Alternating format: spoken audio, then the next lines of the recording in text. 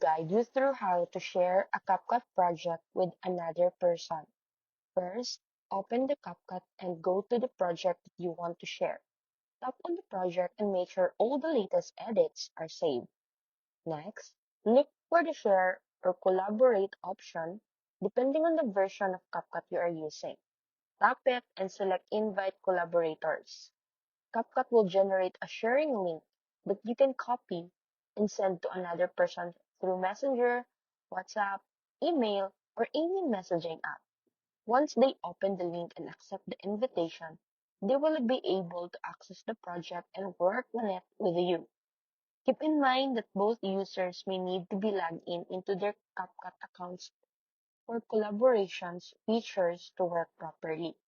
If you don't see the collaboration option, make sure CapCut app is updated to the latest version. And that's it. You can now easily share your CapCut project and collaborate with another person in real time.